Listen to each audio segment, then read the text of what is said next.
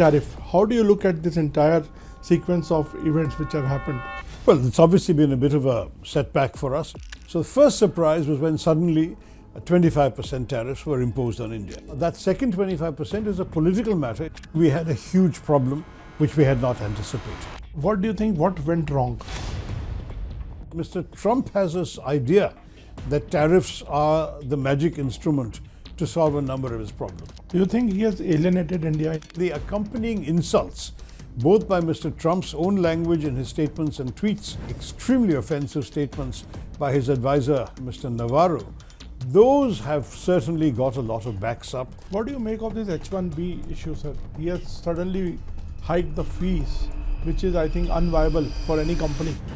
Mr. Trump believes, and people around him have told him, that the easy H1B has meant that a lot of Americans who deserve a higher salary from the same companies are being bypassed by Indians who will accept a lower salary. So only the high-end, really desirable, irreplaceable top people who are worth it for a company to spend $100,000, only they will come. The largest number of CEOs in Silicon Valley who are not American or not of American birth are Indians. Is that troubling Mr. Trump? It's troubling some people in his backers. Today, the dominant political forces, the so-called MAGA movement, are very openly anti-immigrants. Their closeness with Pakistan, especially Munir, has been hosted twice. You know, we only know about NATO these days, but there used to be organizations called SEATO and CENTO, and Pakistan was a member of both. The ISI actually was set up with American guidance and cooperation, we know that. The terrorists Pakistan breeds to attack us, they are not the ones attacking America. So the day the Pakistanis called our DGMO, Director General of Military Operations, and said, we want to call it off, we said, fine, let's call it off. So there's no role of Trump. I mean, no one needed to persuade us that if Washington persuaded Islamabad or Rawalpindi to stop, then we have every reason to be grateful. The Saudi coming closer to Pakistan and they had a defense pact. Have you already forgotten there was a time when there were 20,000 Pakistani soldiers stationed in Saudi Arabia? Pakistan has long tried to project itself as the sort of enforcement arm of the Muslim world. There is a famous statement that has been quoted by some journalists in which the Crown Prince of Saudi Arabia said, I don't need to make a bomb. If I want a bomb, I'll buy one from Pakistan. Hello, sir. Thank you for joining ANI, and very thankful that you spared some time for a short interview today. We will be discussing mainly the US tariff issue and the H1B, and also some aspects of Pakistan. So I start my interview with the first question on tariff. How do you look at this entire sequence of events which have happened? Well, it's obviously been a bit of a setback for us, a bit disappointing for the country. You may remember that Mr. Modi was amongst the first heads of state or government to visit Mr. Trump after his inauguration. I think he was the fourth. And their meeting went well and ended with a declaration by both leaders that there would be discussions on trade, negotiations, which were to conclude by the fall. So I thought that that was a good piece of news, that we would basically be in a position where we would not be immediately pressured on tariffs, because we would have until the fall to come to a conclusion. So the first surprise was when suddenly 25% tariffs were imposed on India. Now, why was that bad? Because other countries, particularly those countries in our neighborhood and in Southeast Asia, that are competing with us in the same kind of low-value, labor-intensive industries, they were all at 15 to 19% and we were 25. So suddenly, our exporters had a premium of 6% that their rivals did not have. In some cases more than 6%, some cases up to 10% more, because some were 15, some were 16, 17, 18, 19%, depending on which country we're talking about. Suddenly the impact was terrible. In Surat, they laid off 135,000 gem and jewelry workers. In Tirupur, in Coimbatore, not only were they laying off workers, but some factories are now threatening to close. In Visakhapatnam, where exports of shrimp exports and marine products were targeting the US in very, very large percentage, they found their entire industry unviable. Suddenly we had a huge problem which we had not anticipated. We were still not recovering from this when the second 25%, which is not just tariffs but a sanction, came on us because of our purchase of oil from Russia during the war. That was supposed to be a means of pressuring Russia, but the damage was done to us because a whole lot of our industries became completely unviable. $48 billion of our $87 billion of exports suddenly became off the market. I mean, no one was going to buy. Cancellations of orders were taking place colossally. And we suddenly found ourselves in a position where, with the exception of pharmaceuticals, where they still have not decided on their tariff rate, and the question of some electronics like Apple iPhones and some electronic parts, by and large, everything else, suddenly India was essentially in the process of losing America as an export market. Now, that was very, very bad news, but as you know, there's been some change. First of all, the Americans had cancelled the visit of the delegation scheduled to come to India on the 25th of August for the 6th round of trade negotiations. Fortunately, they restored that in September, and the delegation did come last week. And now this week, our Commerce Minister Piyush Goyal has gone, which suggests to me that they are very close to coming to an agreement. That would be on the first 25%. So if we can get that 25 down to the same 15 to 19, maximum 20 that our rivals have, then we are back in business on all of those items, provided that second 25% is dealt with separately. As long as that second 25% is there, it almost doesn't matter what the first 25 is, because with that second 25, we're out of business with America, and we will have to go and diversify our exports elsewhere. But that second 25% is a political matter. It's not, as far as I'm aware, it's not in Mr. Goyal's brief to go and do that. He is there to try and settle a deal on the trade elements. So that's where we stand on the tariffs. So what do you think, what went wrong and what next? Because you are a keen observer and you have, we shouldn't immediately assume something went wrong between us and America particularly. What went wrong to begin with is that Mr. Trump has this idea that tariffs are the magic instrument to solve a number of his problems. What are these problems? He feels that too many things that used to be manufactured in America are now being imported from abroad. He wants to make that more expensive so that the American manufacturers will start doing things more in America and employ American workers who are his base, the MAGA constituency as it's called. Secondly, he believes that tariffs can be a useful source of revenue for his country. There is a massive deficit in America, colossal. I mean, it's the largest in the world by far. He hopes that by actually collecting, as he claims, billions of dollars every month in revenues by tariffs, that he will be able to bring down his deficit.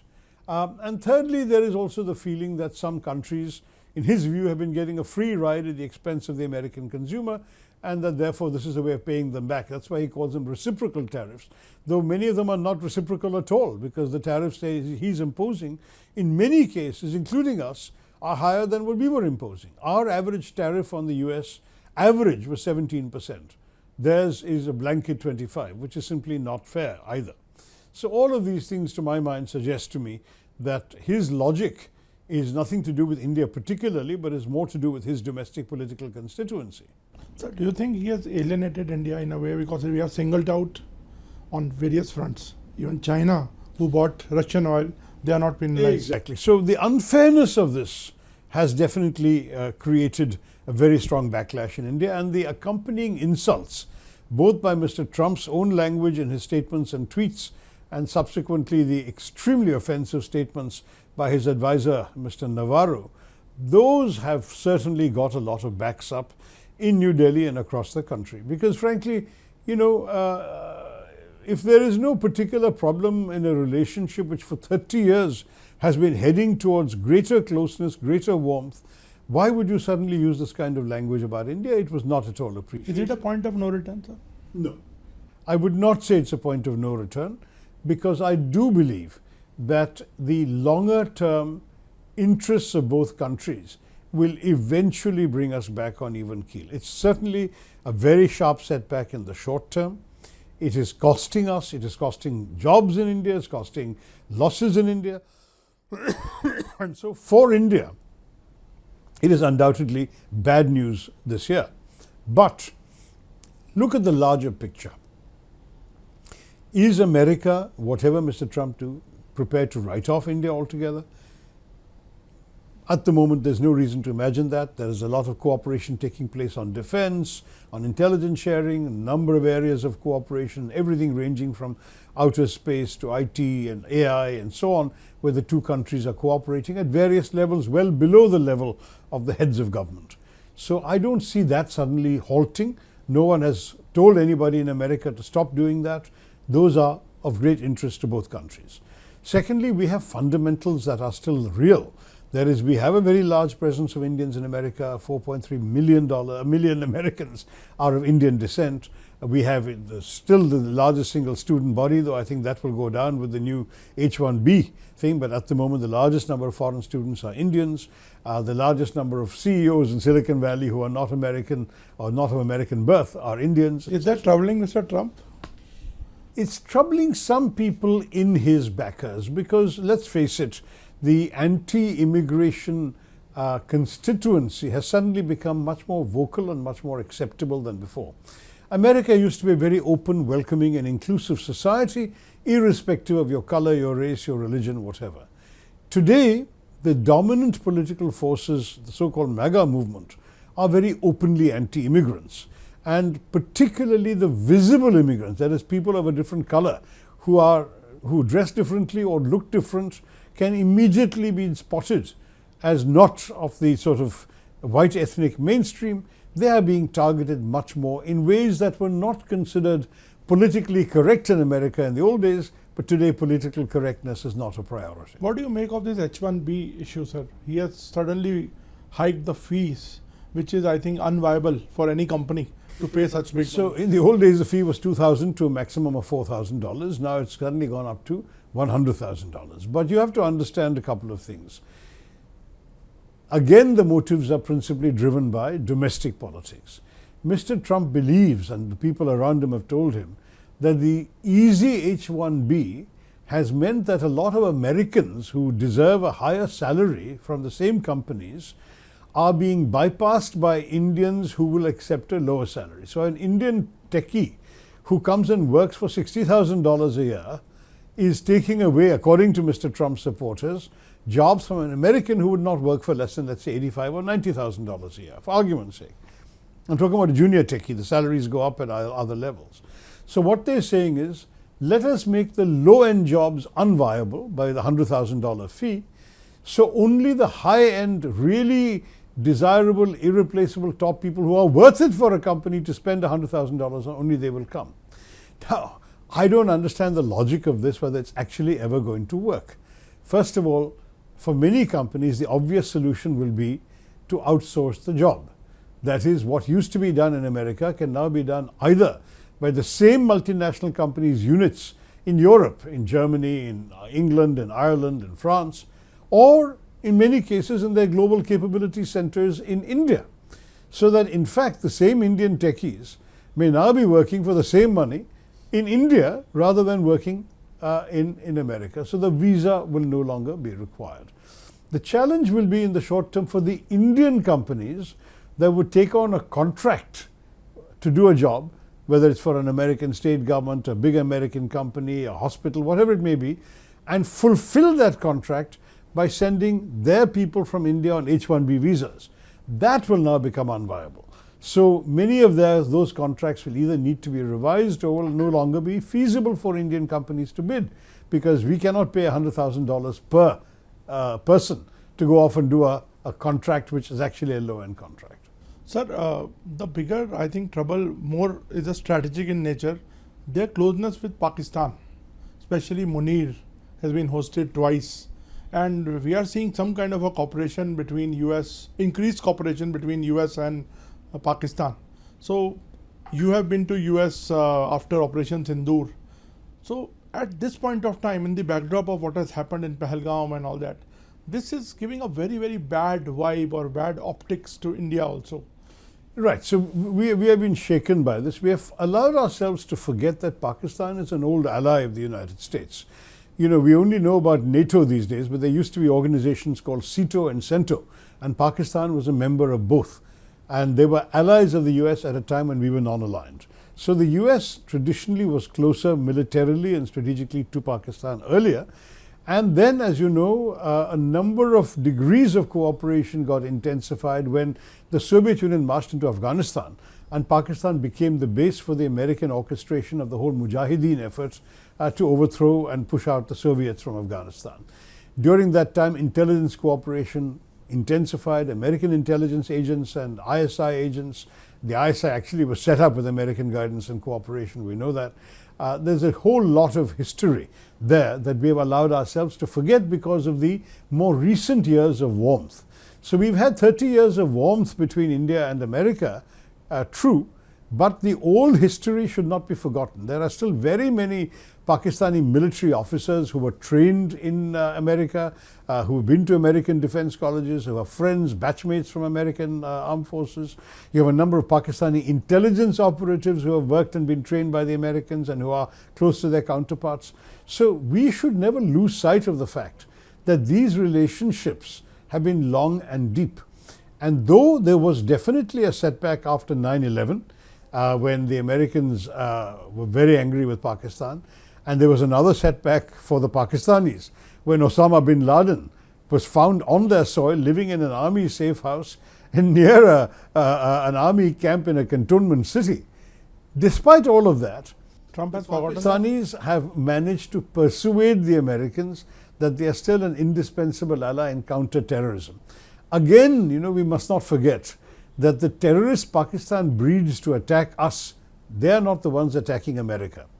The ones who are attacking America, ISIS, Khorasan, Daesh, people like that, those are groups which are also attacking the Pakistani establishment and the Pakistani army. And for them, therefore, to go after those people and tell the Americans, see what we're doing for you, is a very successful strategy. So, for example, when the Americans were withdrawing from Kabul, there was a bombing at Abbey Gate at Kabul airport where 23 Marines were killed. The Pakistanis made a big shusha about finding the Abbey Gate bomber and handing him over to the Americans. The Americans are very grateful to Pakistan and to General Munir for doing that. Now, I don't know whether the fellow they handed over was really the main culpable person. There are anti-terrorism experts who tell me that the person is merely a patsy, that he is neither number 1, number 2 or number 3 in the operation that killed those American Marines.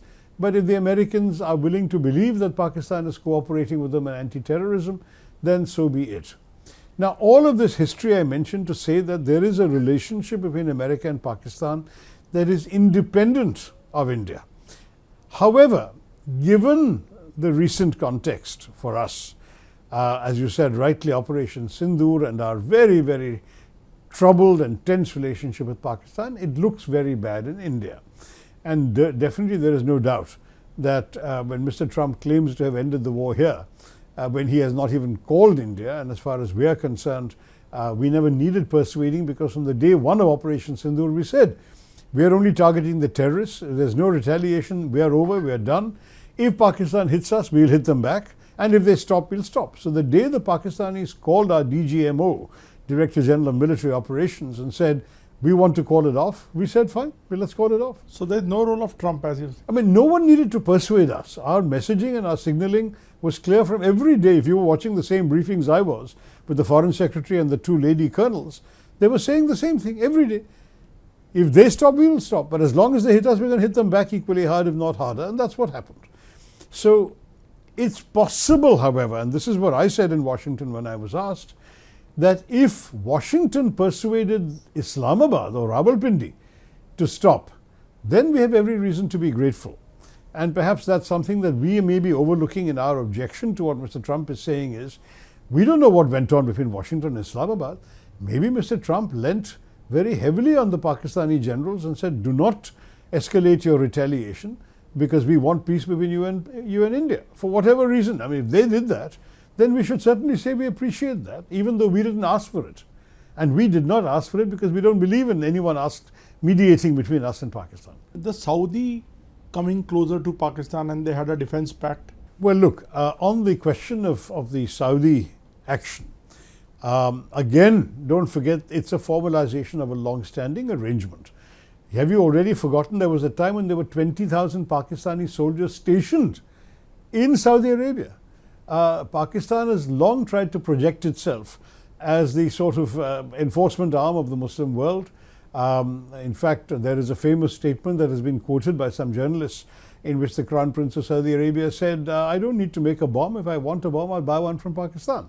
I mean, that kind of relationship has already been very, very well known to the world. And I don't think that we should right now overreact. However, there are some troubling elements, particularly the statement that any aggression on one country will be seen as aggression on the other. Don't forget that during Operation Sindoor, Pakistan told the whole world that it was Indian aggression. Saudi Arabia, on the other hand, remained silent at that time. Will that change? In a resumption of Sindoor tomorrow, will Saudi Arabia have to be different? We don't know. But I'm sure, frankly, that our diplomats are not sitting idle. They are talking to the Saudis. They're clarifying a lot of these things. And I'm sure that we should have some faith in our government that on these matters, we have got very good relations with the Islamic world. Our relations with the Gulf countries in particular have never been stronger, and that we should be able to ride over this. But please understand one thing, and this has been a theme throughout this conversation. Not everybody else's policies are only based on us alone. We must not have such a self-centered view of the world that we assume everything Mr. Trump does that affects us is because of us or his feelings towards us. It may be about his domestic constituency. That everything he does for Pakistan is because of his feelings towards us. No, it's because of the history of Pakistan and the separate relationship they have with Pakistan. And the same for the Saudis. Let's take that in stride. Thank you so much for talking to us, sir. Thank you, Nabi.